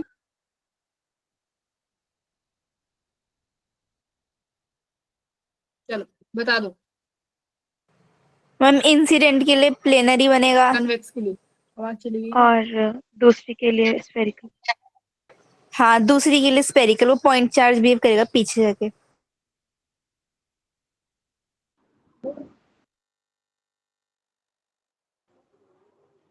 मैम ये सिलेंड्रिकल हो सकती है? तब हो सकती है जब तुम्हारा कोई मैम स्क्रीन में लिखी थी। भाई दिख रही है। ओ हाँ, आ गई। मैम मेरे बोलने के बाद आ जाती है। तुम पहले ही बोल दिया करो, ठीक है, डर जाती है तुमसे। मैम क्लियर तो दिख रही है मैम, शायद डेटा खत्म हो रहा होगा। हाँ तो ये समझ में आ गया ना, देखो कितना आसान है। जब भी अगर पॉइंट सोर्स है स्फेरिकल, मैम ये वाला ना दोबारा समझा दो। सेम ही तो एक क्वेश्चन आया था कि मैम सिलेंड्रिकल क्यों नहीं हो सकती, है ना। सिलेंड्रिकल के लिए क्या होना चाहिए, सिलेंड्रिकल के लिए जो सोर्स है ना तुम्हारा, जैसे ये पॉइंट सोर्स है यहाँ पे, है ना, तो वो सोर्स बीच में होना चाहिए, कि कोई लाइट कोई सोर्स है वो यहाँ पे है, और तब यहाँ से लाइट रेज निकल रही है बराबर बराबर। सिलेंड्रिकल के लिए देखो, अगर मैं सिलेंड्रिकल कैसे बनाऊंगी, यहाँ बना दूं सिलेंड्रिकल,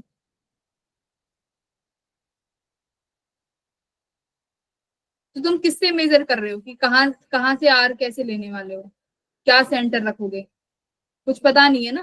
तो यहाँ के लिए तो मैं सेंटर क्या मान लेती हूँ, इसी सोर्स को मान लेती हूँ, ये रहा, ये जो सोर्स है, और यहाँ से ये लाइट रेज ट्रेवल कर रही है इस डायरेक्शन में भी, और इस डायरेक्शन में भी, इस डायरेक्शन में भी, और इस डायरेक्शन में भी।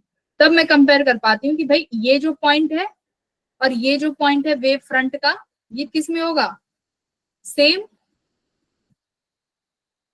वाइब्रेशंस पे होगा ना। तो ये भी तो कॉमन पॉइंट, ये सोर्स हो गया इसका, लाइन सोर्स है ना, लीनियर सोर्स।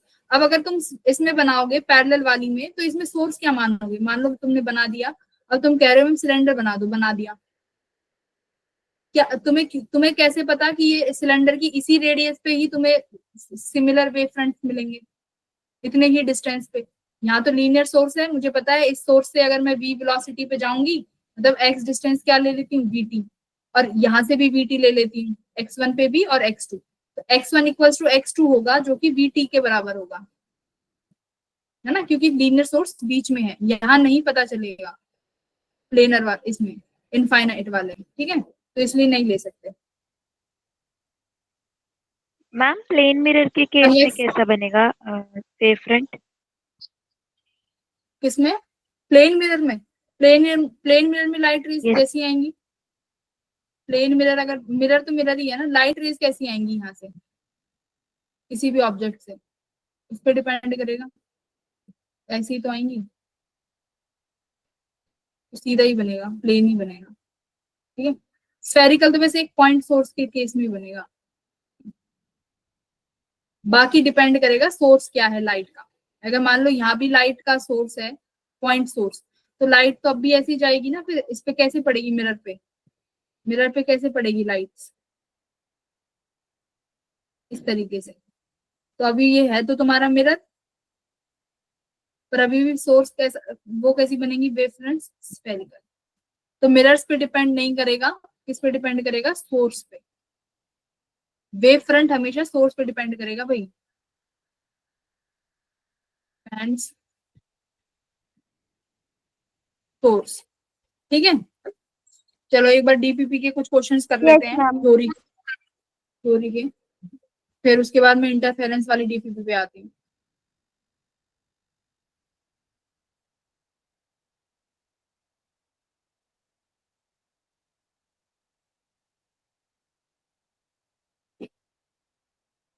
हम लोग कर देती।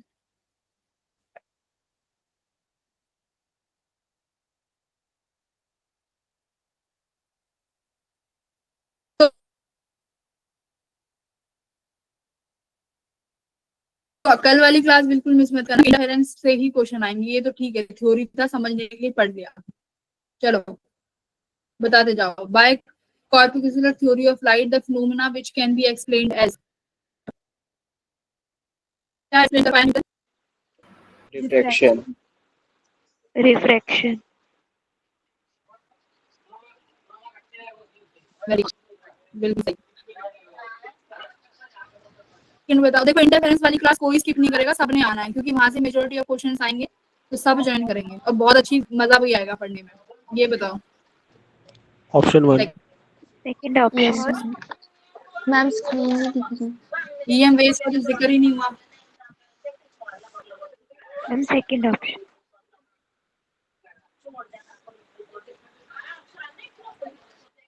मिक्स कर रहे हो तुम, सब कुछ मिक्स कर रहे हो। मैम अवनी फर्स्ट बताएगी, Avni. Option. Ma'am third option. Ma'am second option. Ma'am second. Amit भी गलत है। मैम कर्पल्स मतलब पार्टिकल्स। मैंने स्टार्ट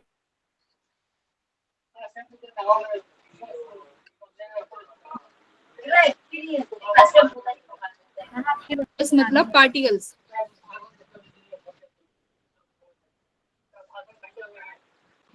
ये मैम थर्ड।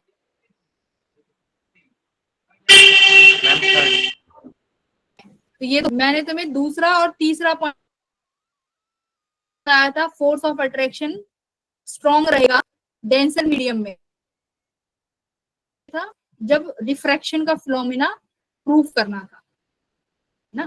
तो ये तो नहीं हो सकता, ये तो रिफ्रैक्शन के लिए बताया था। अब मैंने ये कब बताया था? मैंने बोला था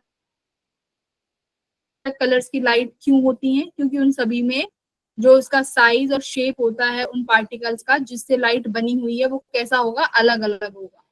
तो इसका आंसर होगा तुम्हारा ऑप्शन नंबर 3। चलो ये बताओ, Huygens conceptions of secondary waves. हम स्क्रीन नहीं दिखाई दे रही।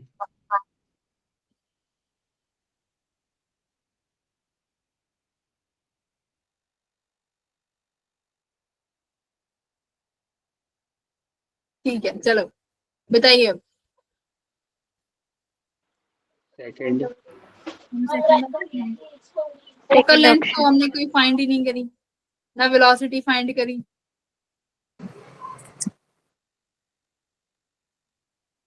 ना पोलराइजेशन फाइंड करी। फोर्थ बताओ। Third option. Third option.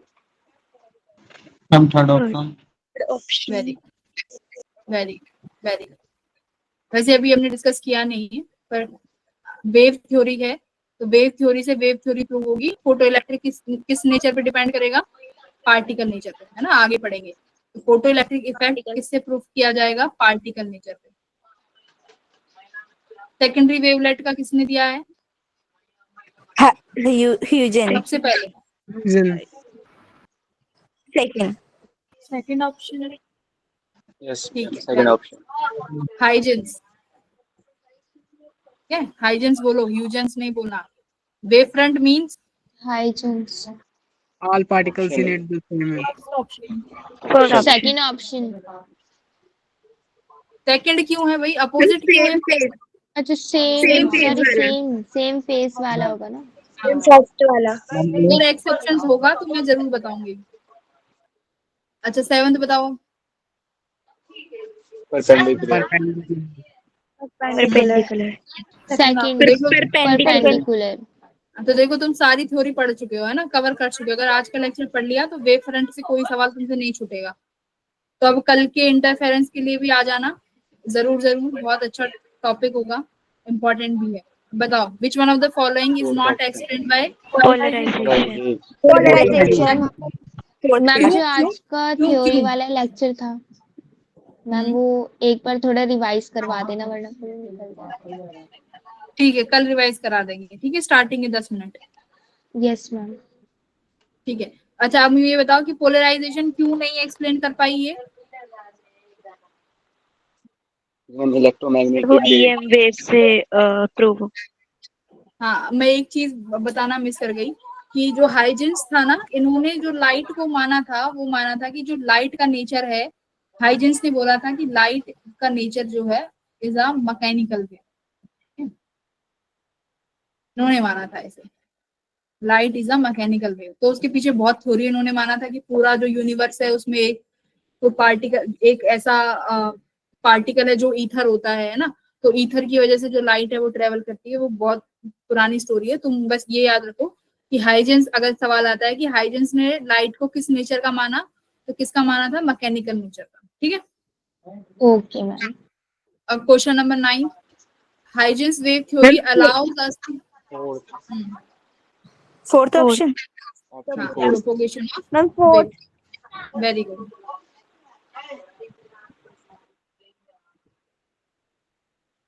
Coherent और इनकोहेरेंट सोर्सेज हम पढ़ेंगे। चलो, इसमें भी जो जो पढ़ा दिया, इसका बताओ फोर्थ का। ये तो पढ़ लिया, विच कैन बी फॉलोइंग, और क्या क्या एक्सप्लेन कर सकते हैं? All of the above. All of the ma'am all B of them. All of above. ठीक है, all of the above. Sixth बताओ। पॉइंट्स मैंने क्या बोला था? वेव फ्रंट हमेशा Spherical. स्फेरिकल। Source, Spherical. तो वेरी गुड। तो वेव फ्रंट बच्चों हमेशा सोर्स पे डिपेंड करेगा, ना कि तुमने कन्वेक्स लेंस लिया है, प्लेन मिरर लिया है, उस पर कोई डिपेंड नहीं करेगा। जैसा सोर्स वैसा उसका वेव फ्रंट। तो वेरी गुड, स्फेरिकल।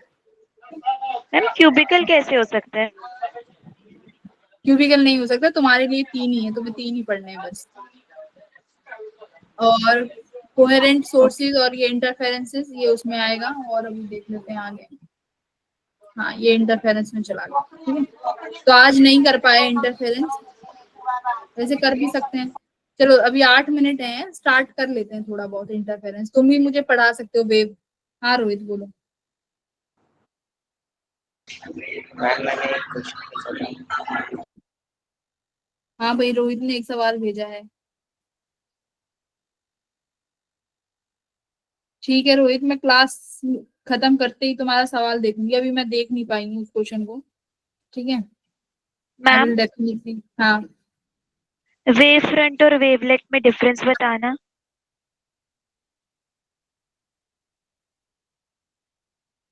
किसने पूछा है एक बार? मैं बताऊं? कौन बताएगा? गुरमनंद। कौन बताएगा? नंदिनी बताएगी। नंदिनी बताओ। मैम एक सेकंड। बता दो, नंदिनी बिल्कुल सही बताएगी।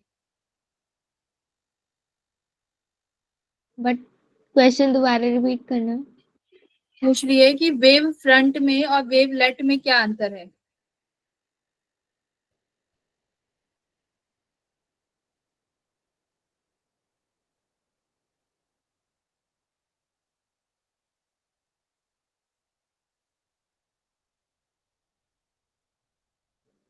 मैम कंफ्यूजन हो रही है।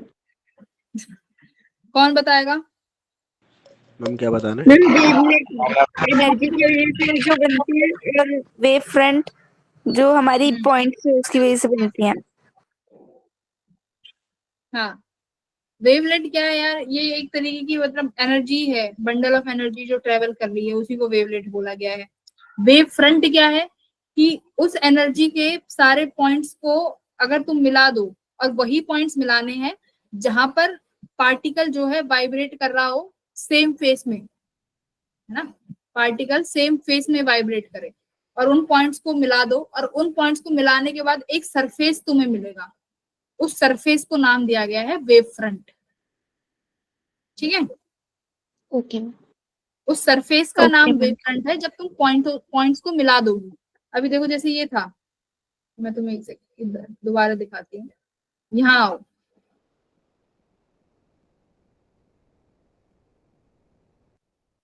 ये देखो, ये स्फेरिकल वाला देखो। अभी तुम्हें कोई यहाँ पे वेव फ्रंट दिख रहा है, वो तो तुम खुद चूज करोगी ना पार्ट अपने वो वेव फ्रंट को, कि तुम्हें कहाँ पर सेम फेस में मिल सकते हैं पार्टिकल्स। अब वो सेम फेस में मिलने का इंटरफेरेंस में पता चलेगा। सेम फेस में कैसे मिल सकते हैं? देखो, अगर जो लाइट है सेम वेलोसिटी से ट्रेवल कर रही है और पर्टिकुलर टाइम के लिए तुमने माना है, तो यहाँ पर जो लाइट के जो ये पार्टिकल्स हैं, मतलब जो यहाँ पर जो पॉइंट्स होंगे, ये सारे पॉइंट्स सेम फेस में ही तो होंगे। देखो, क्योंकि यहाँ पर डिस्टेंस सेम ट्रेवल किया है लाइट ने, और उसी टाइम में ट्रेवल किया है, और वेलोसिटी भी सेम है, तो फेस अलग होने के चांसेस नहीं है। तुम मुझे बताओ फेस अलग कब हो सकता है? तुमने वेव पढ़ी है ना क्लास 11th में, तो मुझे बताओ वेव्स कब अलग हो सकती हैं, मतलब फेस कब अलग हो सकता है? किन्हीं भी दो चीज के बीच में फेस कब अलग होगा? या तो वाइब्रेशन किसी अलग फ्रीक्वेंसी से ट्रेवल कर रहे हो, या उनके बीच में पाथ डिफरेंस हो, है ना। अगर मान लो कोई, जैसे मैं बात करती हूँ पॉइंट, जैसे ये मानो ये एक पॉइंट है ए, ये अगर पॉइंट है दोनों की वाइब्रेशंस डिफरेंट हो। हाँ, वाइब्रेशंस डिफरेंट हो, वेरी गुड। अभी देखो, पॉइंट ए का नाम दूं और पॉइंट बी, क्या जरूरी है पॉइंट ए और पॉइंट बी सेम फेस में हो? नहीं, यस सेम मैम। वाइब्रेशन होगी तो हो जाएंगे। अच्छा, वो वाला नहीं होगा मैम, सॉरी। नहीं होगा, क्योंकि देखो एक तो लाइट रेज कितनी डिस्टेंस ट्रेवल कर रही है यहाँ तक, x1 डिस्टेंस, यहाँ लाइट रेज कितनी डिस्टेंस ट्रेवल कर रही है, x2। तो मतलब यहाँ पर अगर इनिशियली ये लाइट सेम फेस में भी है, तो भाई सेम फेस में चल रहे हैं। ए पॉइंट तक मान लो, जब तक लाइट ए पॉइंट पे पहुंची तो वो अपने अब कंस्ट्रक्टिव वाले फेस में पहुंची, ठीक, मतलब सॉरी कौन से वाले में, क्रस्ट बना रही है यहाँ पे, ठीक है। जब वो यहाँ पर पहुंची वेव, तो वो ए पॉइंट पे जब पहुंची तो क्रस्ट बना रही थी, पर जब वो पॉइंट बी तक चलते भले ही अभी तक दोनों लाइट सेम वेव्स में जा रही हैं, पर जैसे ही वो लाइट बी पर पहुंची तो वो क्रस्ट क्या बना रही है, ट्रफ बना रही हो, क्योंकि यहाँ पर हम क्या आ गया, पाथ डिफरेंस आ गया ना एक। पाथ डिफरेंस आएगा, ये अभी इंटरफेरेंस में बहुत अच्छे से पढ़ोगे। पाथ डिफरेंस फेस डिफरेंस को ले आता है।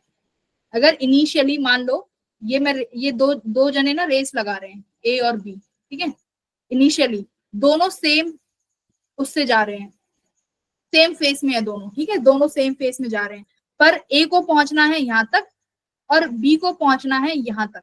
तो मान लो यहाँ तक ए भी किस में पहुंचा है, सेम फेस में, और बी भी सेम फेस में पहुंचा है, बट जब तक बी यहाँ पहुंचेगा क्या पता उसका फेस इस पॉइंट से अलग आ जाए, है ना। तो ये दोनों किस में हो गए, आउट ऑफ फेस चले गए, भले ही ए और बी का फेस क्या है, सेम है इनिशियली, पर उनके पाथ में डिफरेंस आने की वजह से फेस में भी डिफरेंस आ गया। तो इसलिए जो मैं x equals to v t लिख रही हूँ, मैंने तुमने देखा होगा मैंने x हमेशा सेम लिया है, क्योंकि यहाँ पर पाथ डिफरेंस भी सेम लेना जरूरी है, तभी तुम्हारा फेस डिफरेंस क्या आएगा, सेम आएगा। अगर ये डिस्टेंस अलग आ गया तो फेस डिफरेंस अलग हो जाएगा, फेस डिफरेंस अलग हो जाएगा, और पार्टिकल्स सेम फेस में वाइब्रेट नहीं करेंगे, ठीक है। तो हमेशा देखना पाथ डिफरेंस, स्फेरिकल है तो तुम्हें क्या समझ में आ रहा है भाई, स्फेरिकल का मतलब क्या है, इस लोकस से सबकी डिस्टेंस सेम नहीं है, तभी तो इसको स्फेरिकल वेव फ्रंट बोल रहे हैं। ये डिस्टेंस सेम का मतलब यही है। पाथ डिफरेंस क्या है, पाथ जो है इनका इक्वल है, पाथ इक्वल की वजह से फेस भी बराबर है, पाथ अगर अनइक्वल कर दोगे तो फेज डिफरेंस भी बराबर नहीं रहेगा। वो कल इंटरफेरेंस वाली क्लास में 11वीं क्लास की वेव्स पढ़ के आना तो और अच्छे से समझ में आएगा। ठीक है भाई? Yes ma'am. Yes, ma'am. Yes ma'am. चलो ठीक है भाई, तो मैं ये पीपीटी शेयर कर दूंगी PDF। बाकी आज की क्लास का तो बस एक थ्योरी थी, बाकी नेक्स्ट क्लास से करेंगे हम लोग PYQs एंड ऑल। ठीक है, चलो till then bye bye. Bye ma'am. Bye ma'am, good night ma'am. Bye, night. ma'am. Thank you, ma'am. Good night, ma'am. Bye ma'am, good evening ma'am. Thank you ma'am. Good Bye, evening ma'am. Ma'am. Bye bye बच्चों।